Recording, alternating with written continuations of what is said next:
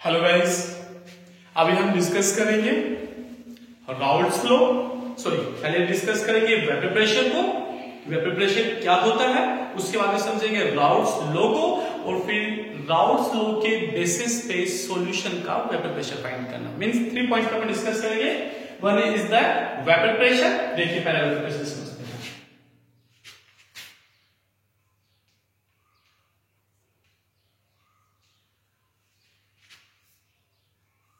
एक कंटेनर है,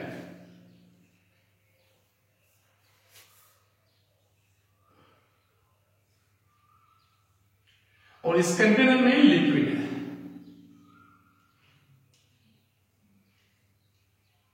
अब लिक्विड का धीरे धीरे क्या होगा, वेपराइजेशन होगा। मींस क्या बनेंगे, वेपर्स बनेंगे। फिर वेपर्स में क्या होता जाएगा, धीरे धीरे कंडेंसेशन होता जाएगा। मींस कंडेंस होकर वो दोबारा किस में कन्वर्ट हो जाएंगे, लिक्विड में कन्वर्ट हो जाएंगे। मींस दो प्रोसेस हो रहे हैं, one is the vaporization and another is the condensation.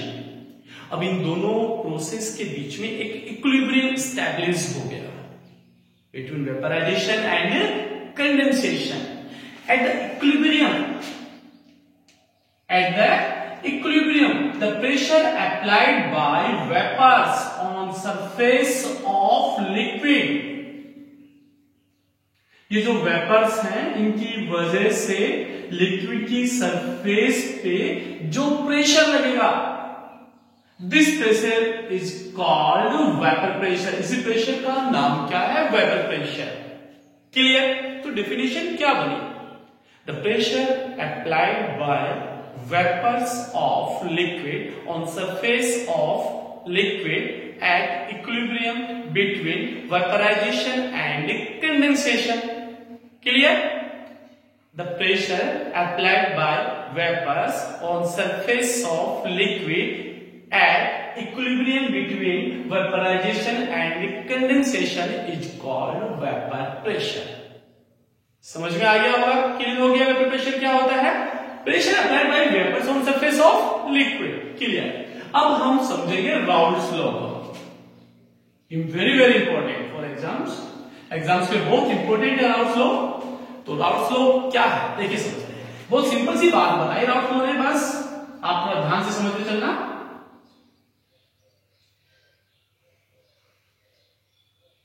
ये हमने एक सॉल्यूशन ले लिया, दो सब्सटेंसेस को हमने मिला दिया इसमें।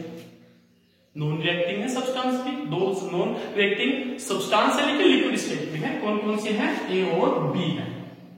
एक ए ले लिया हमने, दूसरा बी ले लिया, और दोनों के दोनों क्या है, लिक्विड स्टेट में है। ए का अमाउंट जो ज्यादा है, बी का अमाउंट कम है। क्लियर? दोनों का इक्वल अमाउंट नहीं लिया, हमने डिफरेंट डिफरेंट अमाउंट ले लिया।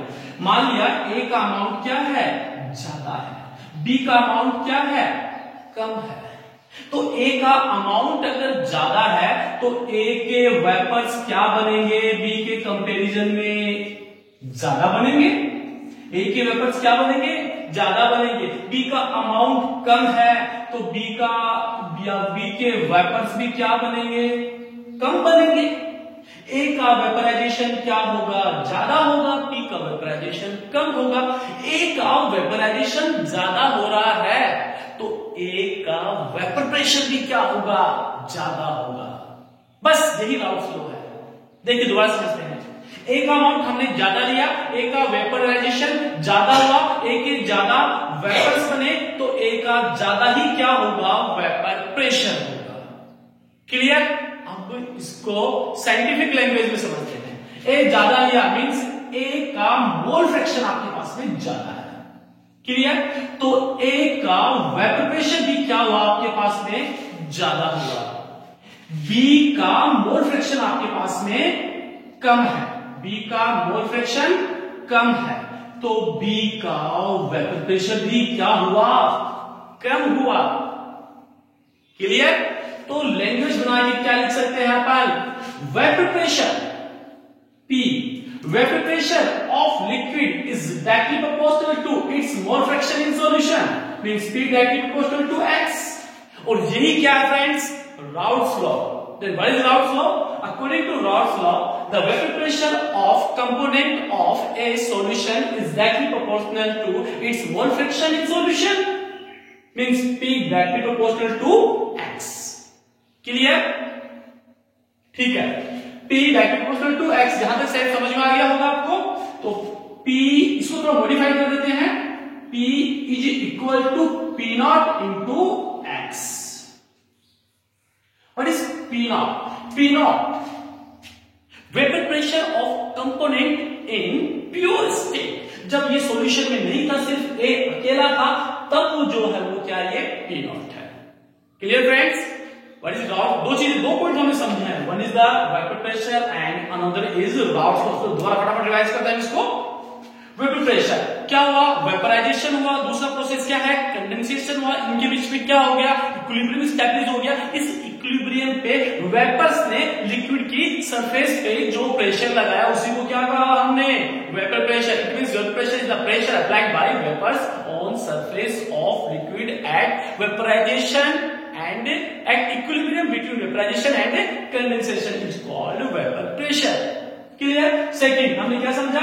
Raoult's law। According to Raoult's law, the vapor pressure of component of solution is directly proportional to its mole fraction in solution, means P directly proportional to X or P equal to P naught into X। P naught vapor pressure of component in pure state। Clear? अब हम next point में समझेंगे कि Raoult's law की help से एक solution का vapour pressure कैसे फाइंड करते हैं। देखिए,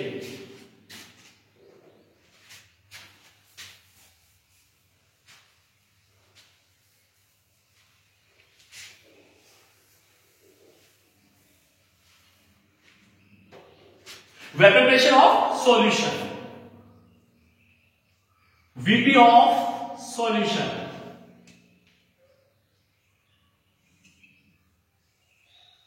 चलो फ्रेंड्स समझते हैं। अब दो कंडीशन हो सकती है। हमने एक सॉल्यूशन लिया जिसमें दो कंपोनेंट लिए A and B and both are volatile. दोनों के दोनों क्या है? वोलेटाइल है, मींस दोनों के क्या बन सकते हैं? वेपर्स बन सकते हैं। Clear friend? अब देखो, दोनों की वेपर्स बने हैं तो दोनों की वजह से क्या क्रिएट होगा? वेपर प्रेशर क्रिएट होगा। Then total vapour pressure of solution, तो इस कंडीशन में टोटल वेपर प्रेशर कितना होगा? That will be P is equal to PA plus PB। What is PA? The vapor pressure due to component A and PB due to vapor pressure due to component B। बिल्कुल सही है ना। अब हमें क्या पता चलेगा कि PA कितना है, PB कितना है? तो इसमें हमारी हेल्प करेंगे, कौन हेल्प करेंगे? राउल्ट्स हमारी हेल्प करेंगे। घबराने की जरूरत नहीं है, मैं हूं ना। तो हाँ बिल्कुल, यहाँ राउल्ट्स लॉ हमारी हेल्प करेंगे। According to Raoult's law PA is equal to PA naught. चाहो तो आप इसको 1-2 भी कर सकते हैं, क्योंकि एनसीईआरटी में 1-2 करके रखा है, कोई दिक्कत नहीं है। तो हम PA लिख लेते हैं, PA not into XA। In same way, PB is equal to PB naught into XB। Value put कर देते हैं, चलो हम। Then P is equal to PA naught XA plus PB naught XB। P is the total vapor pressure of the component of solution। Sorry, total vapor pressure of solution। PA not पता है हमें, PB not पता है, XA XB और discuss कर चुके हैं ना। थोड़ा आगे इसको और बढ़ा देते हैं। हमको पता है, क्या पता है? That XA plus XB for a solution always equal to, well जो मोल फ्रैक्शंस का सम है वो हमेशा 1 होता है। पहले वीडियो में डिस्कस कर चुके हैं हम ये। तो यहां से XA की वैल्यू हम निकाल लेंगे, XA equal to 1 minus XB। Clear friend? तो यहां पे वैल्यू पुट कर देते हैं अपन, P equal to PA naught 1 minus XB plus PB naught XB। Bracket को खोल देते हैं हम, P equal to PA naught minus PA naught XB plus PB naught XB। Yes, P equal to PA naught. Friends minus वाला निकाल देते हैं, plus वाला निकाल देते हैं। Then plus PB naught XB minus PA naught XB। Yes. Then P is equal to PA naught plus इसमें कौन आ जाएगा हमारे पास में X B P B naught minus P A naught. This one is the formula of vapour pressure of solution. ठीक है friend, P equal to P A naught plus X B P B naught minus P A naught. इससे तीन conclusion हम निकाल सकते हैं, तीन conclusion हम बता सकते हैं. One is the vapour pressure of solution can be relate with mole fraction X A और एक्स बी. फर्स्ट कंक्लूजन क्या निकाला हमने कि सॉल्यूशन के वेपर प्रेशर को एक्स ए या एक्स बी से रिलेट कर सकते हैं. हो सकता है यहाँ पे एक्स बी की वैल्यू भी पुट कर सकते थे तो यहाँ पे एक्स ए आ जाता. क्लियर फ्रेंड, फर्स्ट कंक्लूजन क्या निकला, vapour pressure can be relate with mole fraction of X A और X B. And second conclusion, P increase linearly with X B. देखो ये इक्वेशन स्टेप लाइन इक्वेशन है.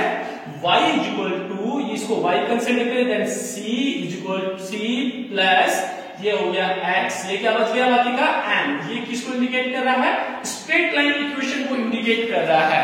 तो friend y is increased linearly with x means p is linearly increased with xb. This is the second conclusion. पहला conclusion क्या था कि p को xa या xb से रिलेट कर सकते हैं.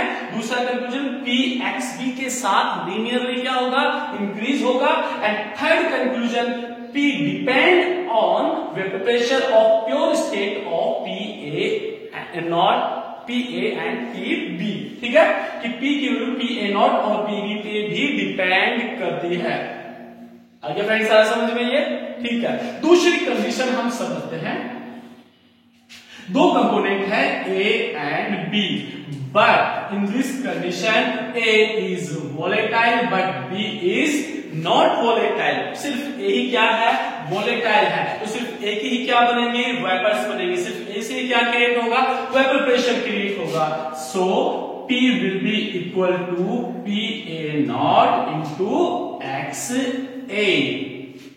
क्लियर फ्रेंड्स, तो ये एक कंडीशन थी, ये दूसरी कंडीशन है.